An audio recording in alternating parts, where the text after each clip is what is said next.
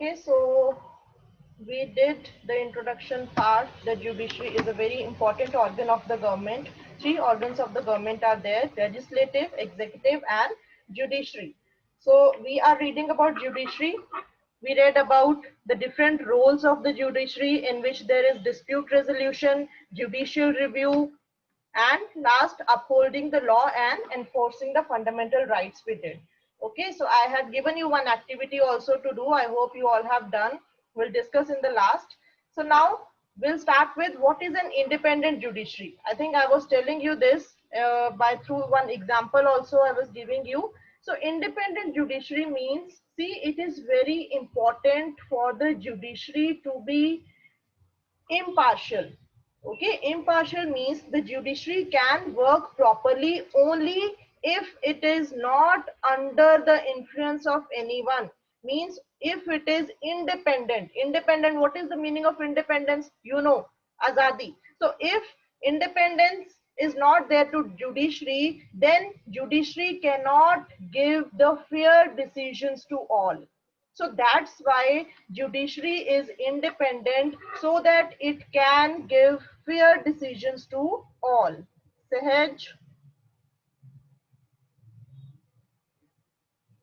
Okay, independent judiciary. For example, there is one example given in the book also. Imagine a situation in which a powerful politician has encroached on land belonging to your family. So there is one big politician, and he has the power to appoint and dismiss any judge. Okay, and one case comes, for example, that big politician has encroached the land that belongs to your family, and then you are going to the court, and in that court same judge is sitting which is under that big politician. So it will be very difficult for that judge to give the decision against that politician, and it is obvious that that judge would be partial with the politician and he would give the decision in his favor. But this is not like that. So that's why the judiciary, to work independently, it is an independent branch which does not come under the influence of anyone. It is not working under any government. So the control that the politician holds over the judge does not allow for the judge to take an independent decision. अगर politician का control होगा judge के ऊपर, if judge is now judge is scared that he has to save his job also, that if he would give the decision against the politician, then he would lose his job also. It can be the chance, because politician के पास power है कि वो dismiss भी कर सकता है, appoint भी कर सकता है. Now if he would give the unfair decision in favor of the politician, then he has the chance to lose his job. So that's why this independent is judiciary, independent judiciary we have. It does not work under anybody's influence, not any of the government. So that's why. So this lack of independence would force the judge. Means we are talking about the situation if there is dependence, dependent judiciary. अगर dependent judiciary होती तो, so this lack of independence to the judiciary would force the judge to make all the judgment in favor of the politician.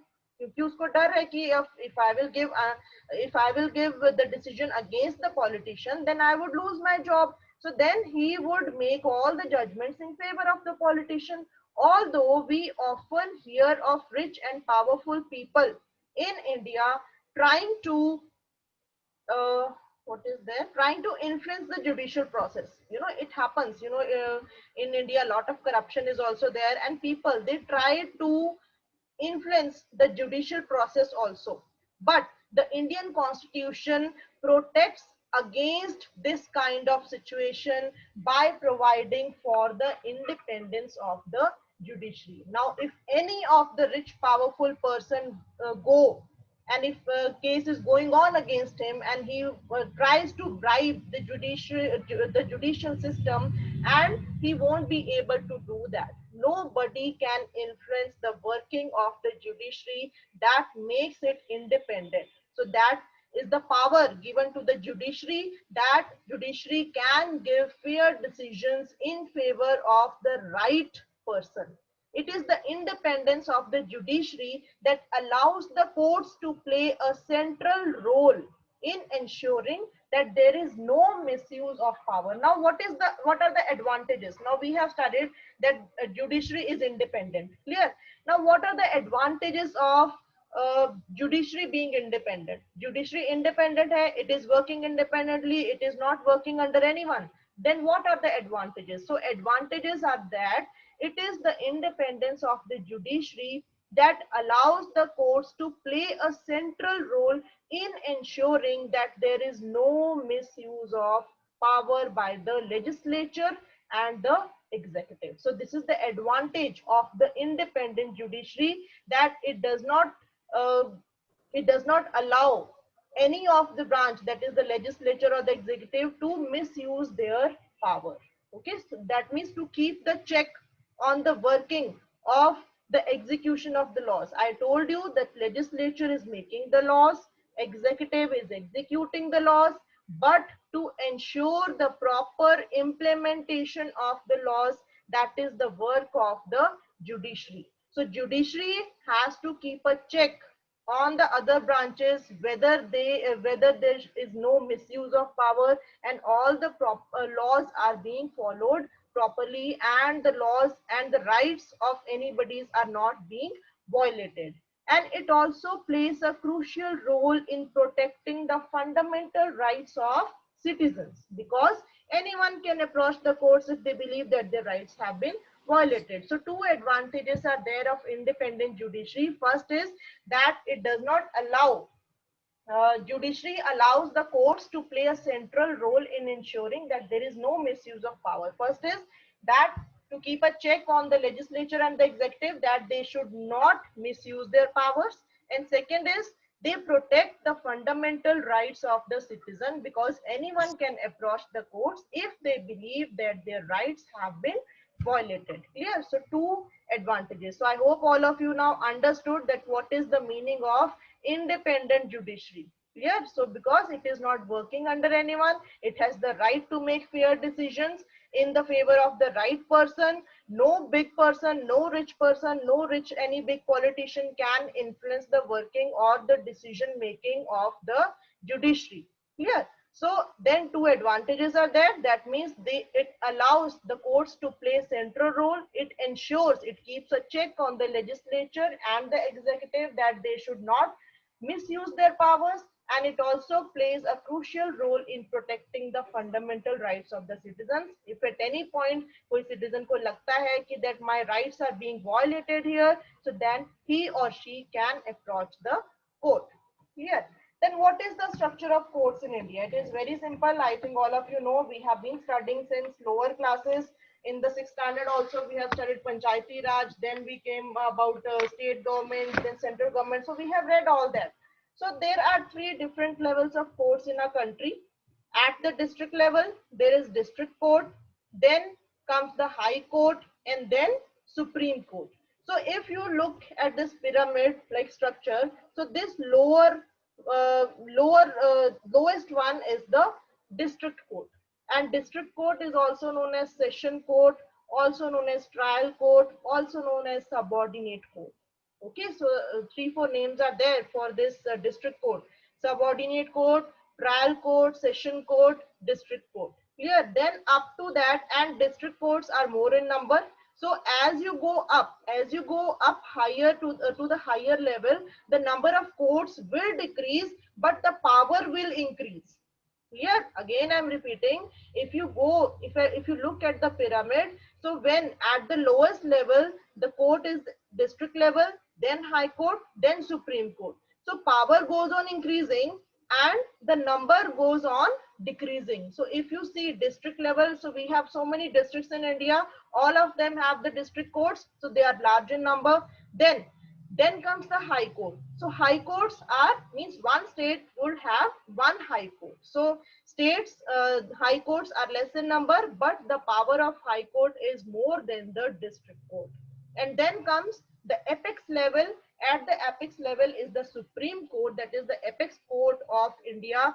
You know how many Supreme Courts are there? Only one Supreme Court is there in India, and that has the supreme power of abrogating the decisions by high court or district court. So if one person feels that he is not satisfied by the decision of the district court, then he can approach to the high court, and then if still no satisfaction is there, then he can go to the Supreme Court. So this is the hierarchy of the structure of courts in India. So at the top is Supreme Court. So now I'm going to read, there are several courts at the lower level, while there is only one at the apex level.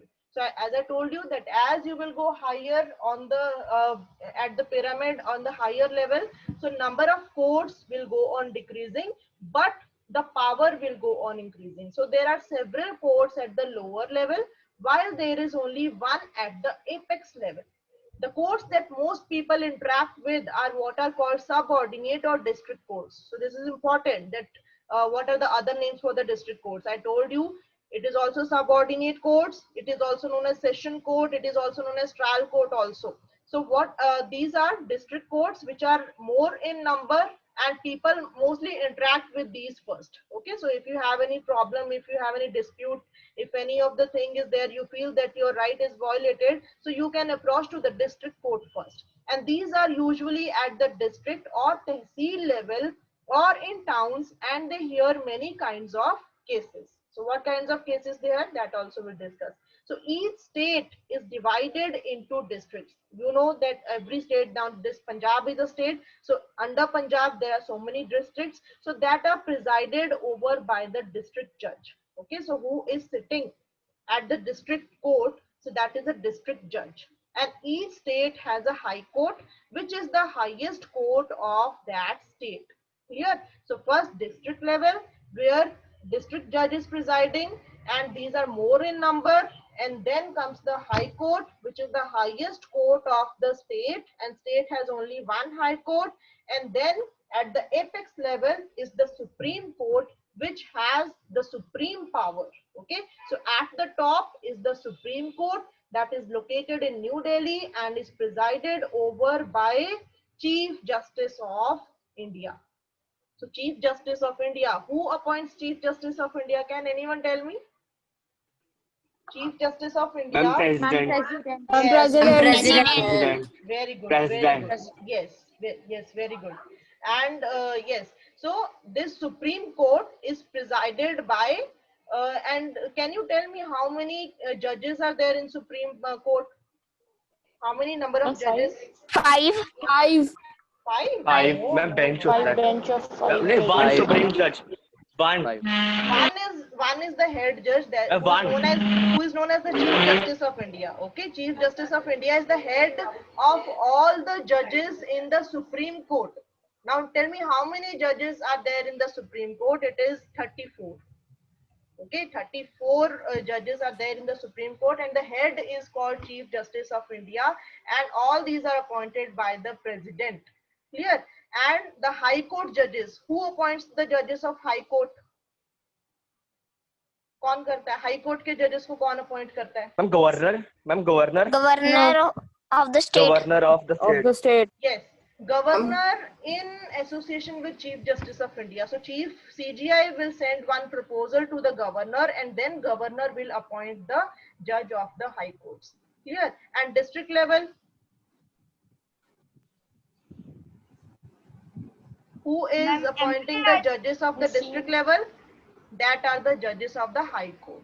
So see, this hierarchy High Court. is there. Yes. So judges of the High Court are appointing the judges of the district court, and the judges of the High Court are being appointed by the governors and the CGIs, and CGIs and the other judges of the Supreme Court are appointed by the President. Yeah. Yes. So the decisions made by the Supreme Court are binding on all other courts in India. So once the decision is given by the Supreme Court, then no court has the power to change the decision. Clear? So it is there. Supreme Court has the power to change the decision of High Court and the District Court. But District Court and the High Court, they do not have the power to change the decision of the Supreme Court. So Supreme Court is the highest power, supreme power of the judiciary, you can say, but the decision has to be binding in all other courts in India. Okay. So this is the structure of courts in India. I hope you understood. Then comes what is this is done. Are these different levels of courts connected to each other? Now I have told you, I have taught you in the form of pyramid that at the lowest level, district level is there, then high court, then supreme court. So are these different levels of courts connected to each other? Yes or no? Yes, ma'am. Yes, ma'am. Yes, ma'am. Yes, ma'am. Yes, ma'am. How? Can anyone? Ma'am, first that someone doesn't get the justice, the Justice, he person can can go move to to, the he can upper go He high can go to court, the higher and court high then if court, he to the doesn't get and Supreme high Court. court, justice. and go to the Supreme Court. Very good. Justice Yes. in the So High Court here, also here and you also don't tell. goes to the Here you Supreme don't Court. say that, ma'am. It is they are connected in the form of pyramid. That at the lowest level, district court is there, then high court, Supreme Court. No. Here the meaning is different. That are these different levels of courts connected to each other in the form of jurisdiction, in the form of verdicts? Yes, they are. In India, we have an integrated judicial system. Integrated means these are all connected. If we are not satisfied at one level, at the lowest level, we can go to the next level. Then again not satisfied, then we can go to the Supreme Court also. But there is a proper procedure. There is a proper way also how to go. Okay, that also we will discuss later on in this chapter. So in India, we have an integrated judicial system, meaning that the decisions made by higher courts are binding on the lower courts. Means then they cannot change. The lower courts cannot change the decisions of the higher courts. Another way to understand this integration is through the appellate system. Now, this is a beautiful thing which the judiciary has given to the common people, that is called appellate system. Appellate system that exists in India. Now, what is this appellate system? From the word only you can understand appellate means to make an appeal. Okay, to make an appeal. Appeal is what? Appeal is a humble request. It's a polite request. So appellate system exists in India. Now, what is this appellate system? Appellate system, this means that a person can appeal to a higher court if they believe that the judgment passed by the lower court is not just. Just here means fair. Okay, if the person believes that the judgment passed by the lower court is not fair and he is not satisfied, then he can go to the higher court and he can make an appeal over there. So that is called an appellate system. Of this, one example is also given in your book, appellate system. It is the one case was there of state versus Lakshman Kumar and others. Okay, so who was this Lakshman Kumar? One story is there. Okay, it is just for your understanding. Okay, otherwise questions will not come of Lakshman Kumar ki uski wife ka kya naam tha and mother ka naam. No, it is just to understand the process. So what is there? Now listen to the story. So what happened? So it is a case. It is a case which happened between the state and versus Lakshman Kumar and others in 1985. So between Delhi administration versus Lakshman Kumar and others in 1985 from the lower courts to the Supreme Court. So this case went from the lower court to the Supreme Court. Now what happened in this case, understand, in February 1980, Lakshman Kumar married 20-year-old Sudha Goyal. Clear? So listen to this story. Lakshman Kumar married 20-year-old Sudha Goyal and they lived in a flat in Delhi with Lakshman's brothers and their families. So Lakshman Kumar, he married a 20-year girl named Sudha Goyal and they lived in a flat in Delhi with Lakshman's brothers and their families, means joint family was living. Then what happened on 2nd December? First in February 1980 they got married. Then after 2 months, not 2 months, after approximately 1 year, so on 2nd December 1980, Sudha died in hospital due to burns. Clear? Understand the story. So kya hua? Sudha died in hospital due to burns. Burns, what are burns? Which one person gets due to fire, आग जलने से जो जल जाता है, okay, due to burns. So her family filed a case in court. So जो लड़की की जो family थी, they filed a case in court. When this case was heard in the trial court at the lowest level, district level. So when this case was heard in the trial court, 4 of her neighbors were called in as witnesses. Witness, what is, who is a witness? What is the meaning of witness?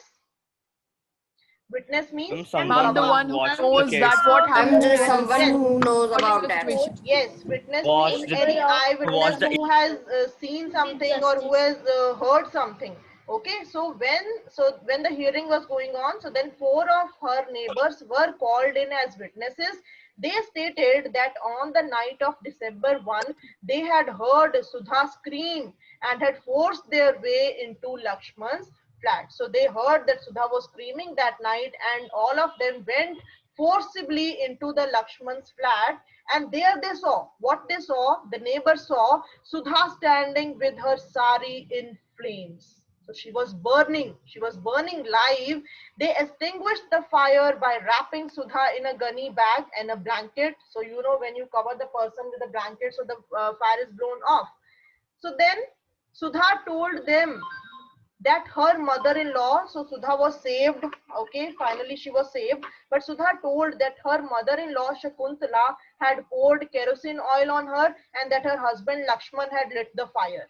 So she told that this happened to her. So members of Sudha's family and a neighbor stated that Sudha had been subjected to torture by her in-laws, and that they were demanding more cash, a scooter and a fridge on the birth of the first child. So this is a case of dowry. Yes, this is a case of dowry. So as part of their defense, Lakshman and his mother stated, now they have to give defense also, na? If in the case the court case is going on in the court, so there's a defense part of also. So as part of their defense, means to save themselves, Lakshman and his mother stated that Sudha sari had accidentally caught fire while she was heating milk. So then what happened? So now the decision would be given in whose favor. So on the basis of this and other evidence, the trial court convicted Lakshman. Convicted means took into custody. Okay, so he convicted Lakshman. His mother Shakuntala also was convicted, and his brother-in-law Subhash Chandra, and sentenced all 3 of them to death. So the court gave the verdict, and the court sentenced all 3 of them to death. So in November, now what happened? See, so they were in prison now. So in November 1983, the 3 accused went to the High Court to appeal against this verdict of the trial court. Now उनको क्या लगा कि नहीं हमारे साथ अन्याय हो रहा है, this is not the way.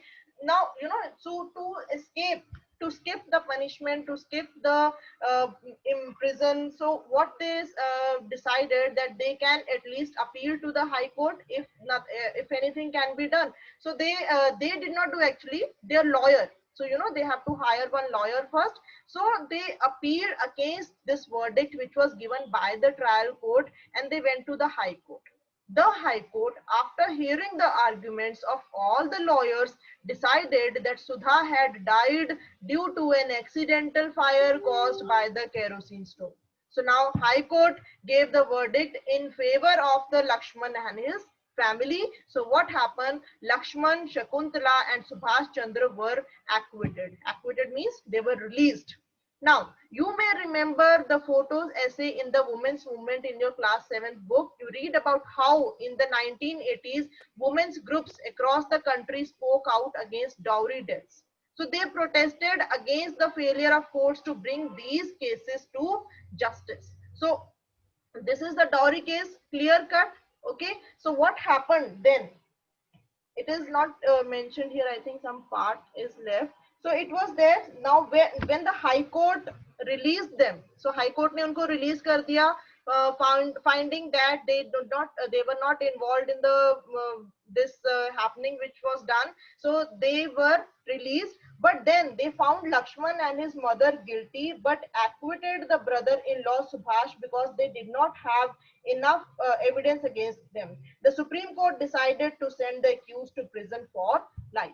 Okay, so this part is not here, but उसके बाद क्या हुआ जब High Court में they were released. So then again the Supreme Court, so in 1985 the Supreme Court heard this appeal against the acquittal of Lakshman and the 2 members of his family. So then this case went up. Now the Sudha's family, they took the case to the Supreme Court that the High Court has given the verdict in favor of the Lakshman, and they were released.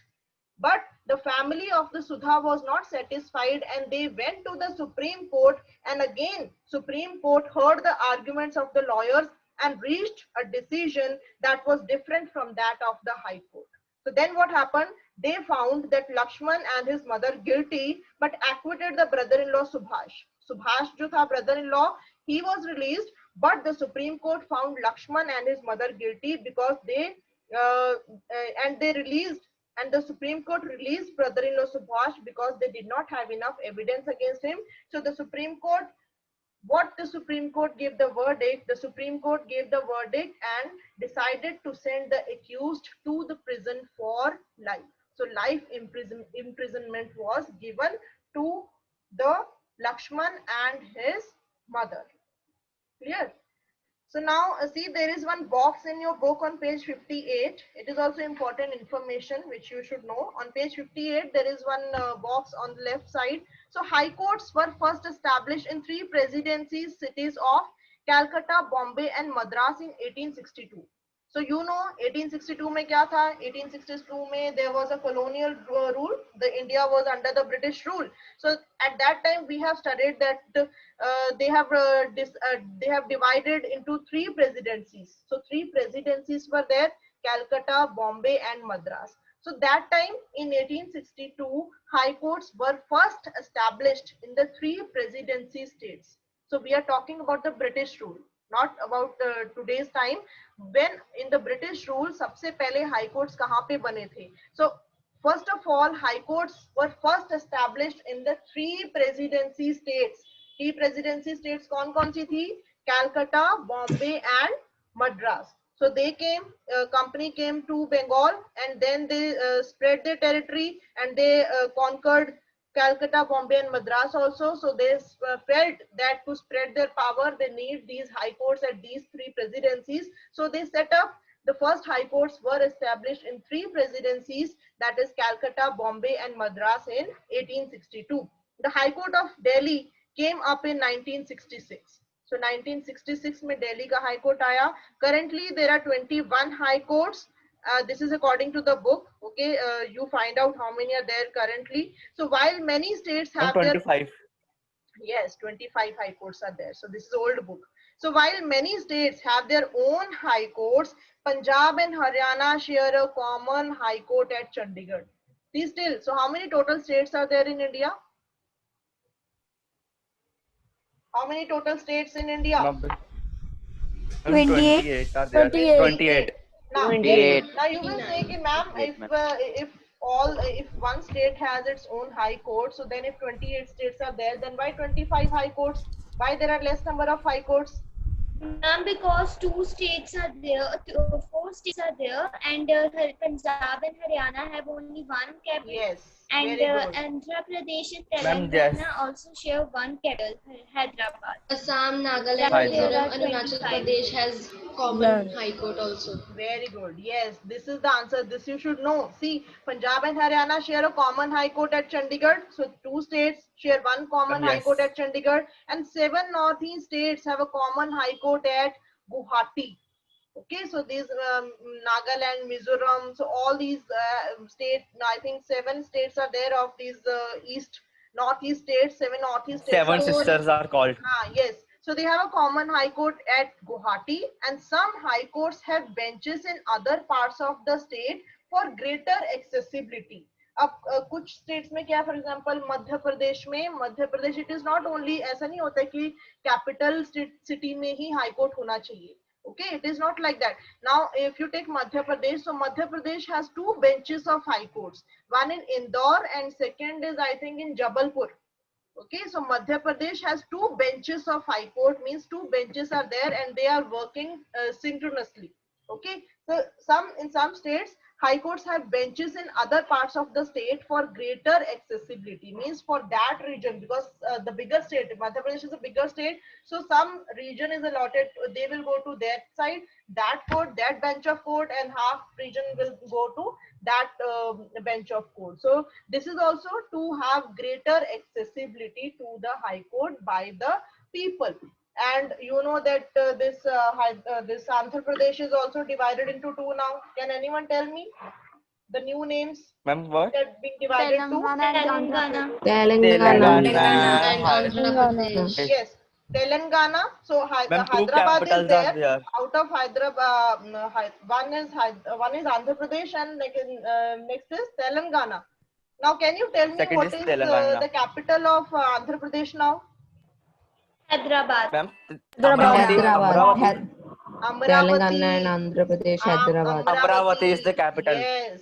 Amravati Now the is capital of Andhra Pradesh is Amravati, and Telangana is capital of Telangana. Ma'am, Hyderabad. Hyderabad. Yes. Hyderabad. These are the current knowledge which you should have. So now there are divisions. So this Andhra Pradesh is from this. Telangana is a different state which is made from the Andhra Pradesh. So capital of Andhra Pradesh is Amravati now, and Telangana's capital